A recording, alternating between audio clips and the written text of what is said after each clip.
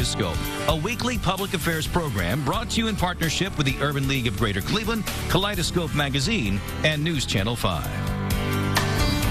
Good morning, everyone. Good to have you with us today. Remember New is a locally based organization founded in 2005 to help prevent children from becoming a part of the worldwide sex trade.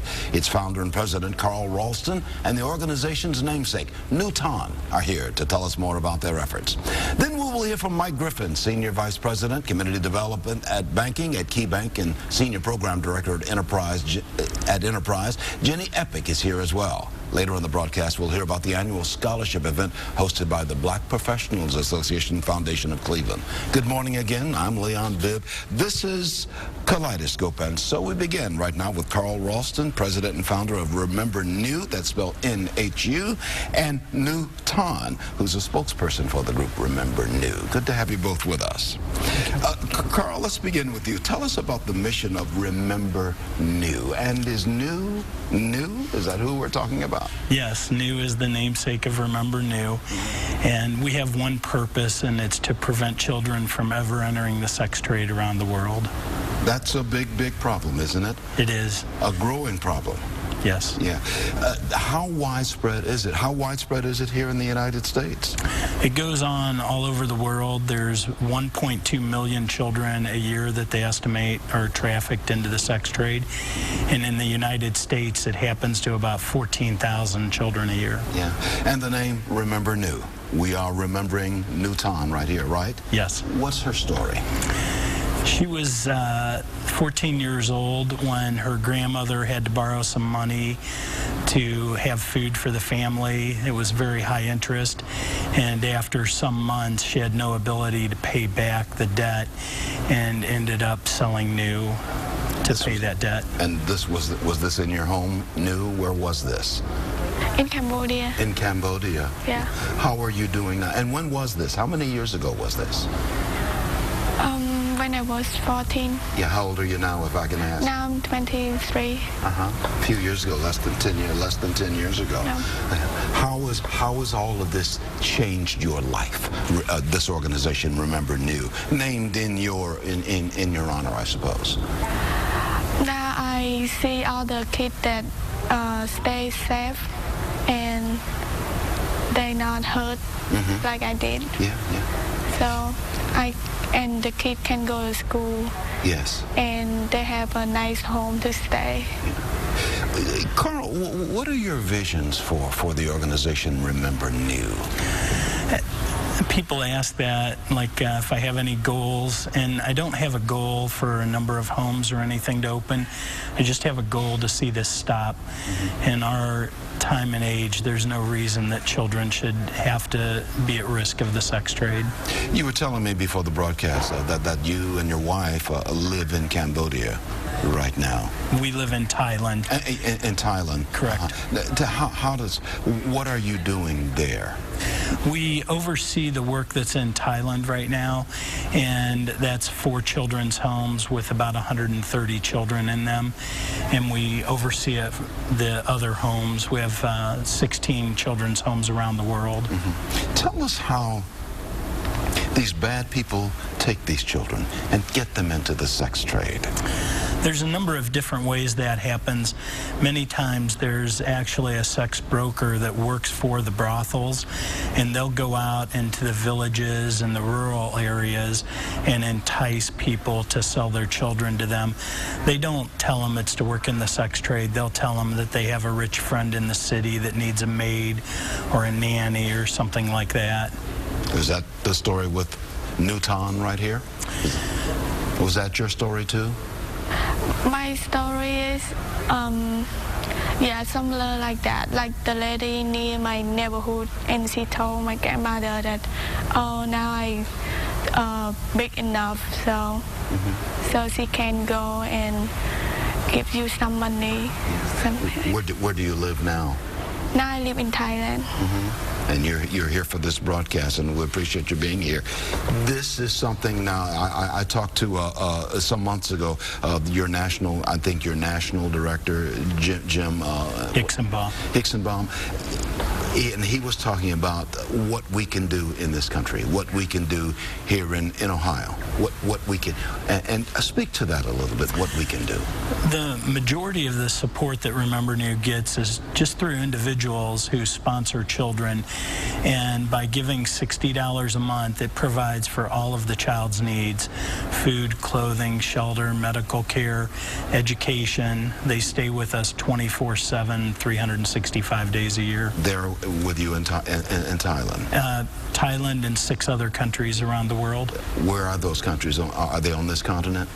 No, we have 2 homes in Gambia, West Africa, 2 in India, 3 in Myanmar, 4 in Thailand, 2 in Cambodia, 2 in the Philippines, and 1 in Bolivia. While we're talking, let me put a phone number and a website on the screen. People can get more information on everything we're talking about, and they can make donations, I would imagine, by going to this website. The website is Remember New, and New is spelled N-H-U, Newton's name, remembernew.org, and the phone number there is 330-603-7777. And we appreciate you being on the broadcast to talk about this problem. This is a growing problem, which are there international governmental organizations involved to stop this sex trade? Yeah, the good news is they're attacking it on many different levels. There's organizations that attack it through legal and political means, through education, prevention, and intervention as well. And your life has changed a great deal. Obviously, life is good now for you. You would say that? Yeah. It is Life. Amazing. It is good to have you on the broadcast. Thank you very much. Newton, who's a spokesperson and a consultant with the organization Remember New, and we remember New. Thank you so much, New. And thank you so much, Carl Ralston, who's president and founder of the organization Remember New. Thank you. Be well, my friends. Be well. Thank you. Good to see you. Good to see you. We're going to take a break. We'll be right back. This is Kaleidoscope. Coming up, solving the homeless problem after this. Welcome back to more of Kaleidoscope. Good to have you with us. KeyBank and Enterprise Community Partners have formed a partnership in an effort to help solve homelessness in this community. The Senior Vice President of Community Development Banking at KeyBank, Mike Griffin, is here, and the Senior Program Director at Enterprise Community Partners, Jenny Epic, is here, and they're here to give us information about creating permanent supportive housing to address chronic homelessness in Greater Cleveland. Good to have you with us both. Good to be here. Yeah. Tell me about first off, Jenny, let's start with you. Community Development, rather a Senior Program Director for Enterprise Community Partners. What is that? Well, I work for Enterprise Community Partners. It's a national intermediary, really with the mission of creating affordable housing across the country. We've been here in Cleveland for almost 30 years. But my role at Enterprise is managing the Housing First initiative, which is our community's effort to end chronic homelessness in Cuyahoga County. Mike, you are Senior Vice President for Community Development Banking at KeyBank. What's KeyBank's role in this now? So Key has been involved in financing quite a bit of the projects that have been built to address this issue. So we've been involved in the financing of 5 of the projects, creating about 300 units of housing, and that's really been an investment of about $50 million to address the issue of chronic homelessness just here in Cleveland. How big a problem is it, Mike? Chronic homelessness is a significant problem. I mean, we Enterprise and a lot of other community groups started to address the issue back in about 2002, and we've created over 500 units. It's 500. Right. And we've identified a need for another 695 units, and we believe that if we can bring those units online, that we can end chronic homelessness in Cuyahoga County. Now, what's the goal of these units now? Is this is to get folks off the street, give them a home, yes, and get them restarted? Yes. That's right. The chronically homeless are a relatively small percentage of the overall homeless population. They're about 20% of the overall homeless population, but they are high consumers of homeless resources, over 70% of the homeless resources, and also high consumers of other public systems. There are folks that use emergency rooms for their health care, who are often in inpatient psychiatric treatment in our jails. So they are high utilizers of other public systems. And if we can get them off the streets and out of our shelters and permanently housed, it's not only the right thing to do, but it also saves the other systems money. Yeah. Mike, your bank has put some money into this, obviously. Yeah, quite a bit of money. And talk about the philosophy behind putting the money into this issue? Sure. I mean, one of Key's sort of set statements out there is we want to see our communities thrive, and this is one way we really do that. I mean, this issue, particularly as Jenny identified, you know, it addresses the most difficult folks there are to house. We aren't going out and saying, who are the easy folks to house in this situation? We're going to the shelters, under the bridges, and saying, the folks who have been long-term homeless, have mental health issues, maybe have chemical dependency issues, come on in, we can help provide you with stable housing, get you off the streets, and save the government agencies and other providers money. So it really is a win-win for the residents who receive housing, but also for the community. We're going to continue our discussion on this, but I want to give a website and a phone number right now. We've got some photographs we're going to put up in just a second, too. HousingFirstInitiative.org. You can find that. You can get more information on everything we're talking about at that website, HousingFirstInitiative.org, or you can call 216-631-0280, as you see at the bottom of your television screen there, and we'll keep that up for a little bit. Tell me about the photographs that you brought with you, Jenny. Well, the photographs are of the project that most recently opened, Greenbridge Commons. It's located at 75th and Euclid. Beautiful building. And the photos really show what the permanent supportive housing model aspires to, which is a beautiful building that fits in seamlessly to the community. It has ample community space and service space, and intact apartments for the residents. This is at East 75th Street and Euclid Avenue. It's wonderful. And this project actually has a community garden as well. Oh, great. We need all of that in our lives to give us a strength in our lives. How many folks are there? How many folks do you have there? It's a 70-unit building. Yes. The goal is to increase this, isn't it, Mike? Absolutely. As Jenny said, we've got over 600 units of permanent supportive housing that are needed to address and really end chronic homelessness. So we're hoping to be able to achieve that, certainly over the coming years. It's been a long haul getting to our first 500 units. When we think about just preparing for this, going back to 2002, I mean, it's hard to believe it's been a decade we've been focused on this. And it's great to see something like Greenbridge Commons and the impact it's had. Yes. And it's been great to see the collaboration within the community. It's an amazing number and variety of partners who are involved, both other banks and other social service organizations. Well, it's great to see KeyBank and the Enterprise Community Partners forming this partnership to work together, because it is a growing problem out there. Absolutely. And you see this as your organization, your bank, as staying in this kind of work. It helps the entire community, doesn't it? Absolutely. If we can do that. Right. It absolutely, again, addresses the issue for the individuals themselves, gets them in a permanent, safe, quiet place where they can start to address the issues in their life and provide services on site. And it addresses the issue of homeless individuals on the street for the community, so that people, are able to not feel harassed sometimes as they do. Well, thank you, KeyBank, and thank you, Enterprise Community Partners. Jenny Epic of Enterprise Community and Mike Griffin, Senior Vice President for Community Development Banking at KeyBank. Thanks for being on the broadcast. All right, thank you. Once again, that phone number is 631-0280. More information on everything we're talking about. You can see it at the bottom of the screen. I've got to take a break. We'll be right back with more after these words, especially for you. Welcome back to more of Kaleidoscope today. Black Professionals Association Charitable Foundation hosts its annual scholarship and awards gala Saturday, November the 10th. The event now is in its 32nd year. Awards an average of 25 scholarships each year. Chief Administrative Officer at University Hospital, Stephen Stanley, and PBACF board member, Dr. Michael Scope, are here to talk about the event and this year's honoree, who is Cleveland Mayor Frank Jackson. Good to have you with us, Michael Scope, board member of the Black Professionals Association Charitable Foundation, and sitting on the outside, Stephen Stanley, Chief Administrative Officer for University Hospital. It's good to have you with us. Good morning. Yeah, let's start with you, Michael Scope. What's the mission of Black Professionals Association Charitable Foundation?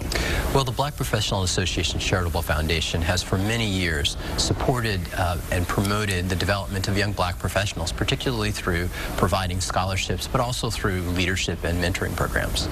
And when you're not doing this, you're working at Cuyahoga Community College. I am a position of importance over there. Tell us about that. I lead their metropolitan campus, so we are the downtown campus. very proud to be. Glad to have you here at the desk here for our Kaleidoscope program. Also with us is Stephen Stanley, Chief Administrative Officer at University Hospital. It's good to have you with us, Stephen, as well. Thank you. You are involved in this big award. Tell us about this year's honoree. Well, Mayor Jackson has been a great friend and colleague to University Hospitals, and he has a really great relationship with Tom Zenti. We worked very closely with him over the last 5 or 6 years on our Vision 2010 projects that we just completed, which was $1.2 billion of investment. And with the mayor's help and the late Stephanie Tubbs-Jones, we were able to do that in a way that we think really changed the status quo. Yeah. So over that time, I got to know him very well, and he's really changed UH. So you're going to honor him at your big gala on Saturday, November the 10th at the Renaissance Cleveland Hotel, the big hotel on Public Square there? Yes, yes. What do you think about this year's honoree, Mayor Frank Jackson of Cleveland? Well, I really think that he has shown outstanding leadership, particularly around an issue of education that's both important to our organization as we support the education of young black professionals, but also to my campus and to Cuyahoga Community College. He has been an adamant supporter of education in the city of Cleveland and really a courageous supporter of education. Yeah, he talks about education all the time. In fact, he's talking about the Cleveland school system right now with the issue which is on the ballot. I understand you're also giving leadership grants to young women as part of this. To speak to that for a few seconds or so. Well, I think in particular we know that young African-American women are really part of the leadership and vanguard of the future, and so we want to make sure that they have targeted support. Stephen Stanley, tell us why you think this is so vital to not only honor the mayor, but this is the 32nd year for this organization offering the Black Professional of the Year. Why do you see this as important for Greater Cleveland? I think it's really important because I think we're experiencing a renaissance right now in this city, and things are really changing positively. I think this Mayor Jackson, has led that. He leads for the community, and he looks forward. He doesn't lead to get reelected. And that kind of courage and the things he's done really need to be recognized, and I think this event is the perfect place to do that. You see it kind of as a quiet strength. He may not say a great deal. Some people have said that, but he does a great deal. Is that what you're telling me? He does, and he really means what he says, and he's always working. He always takes the right line on whatever it is the issue is, and it's a tough job. You know, I don't think a lot of us could understand how tough that job is. It is a tough job running any big American city these days. Michael, are there tickets available for this big event? It's going to be Saturday evening, November the 10th at the Renaissance Cleveland Hotel. Tickets still available? Tickets are still available, and we'd love to see you there. How do you get a ticket now? You can contact the BPACF. Go directly to our website, and we will get you a ticket, or you can contact me at my office, and I'd be happy to get you a ticket as well. This is how good our control room is. As you're talking about it, they've got your website right across your chest there. BPACF.org is the website. More information on everything we're talking about, or you can make a telephone call to that telephone number of 229-7110. That's in the 216 area code. More information on everything we're talking about. We will see you on Saturday, November the 10th at the Renaissance Cleveland Hotel in downtown Cleveland. Looking forward to it. And you as well. I will. Tell everybody at UH we said hi. We're all coming. Yeah, and everybody at Tri-C, we said hi. Thank you. We're all coming too. Okay. Good to see you both. Thank you very much, gentlemen. I'm going to take a break in a moment. Marcia Maccabee of the Urban League of Greater Cleveland offers a commentary after this. I've read your cards and letters where you say we want more of Marcia Maccabee, your emails as well, and Marcia is here, President and CEO of the Urban League of Greater Cleveland. Good to see you, Marcia. Thank you. You too, Leon. And as I'm out and about, I also get lots of requests for you, so right. I'm glad that we're doing this together. Well, it's nice to be wanted and not run out of time. Absolutely. That's absolutely certain. Yes, yes. So what's on your mind today, Marcia? Well, you know, Leon, the Urban League League is really moving towards, for this next year, taking a very strong stand in the advocacy area around education. And so as we look at what needs to happen in education, we want to make sure that there's equity and excellence in education for all of our children. And that means that we have to look at where disparities are occurring in education, where children are not really getting a great education, and we really need to start holding those systems accountable. So you're going to see us stepping out big time on that issue in this coming year.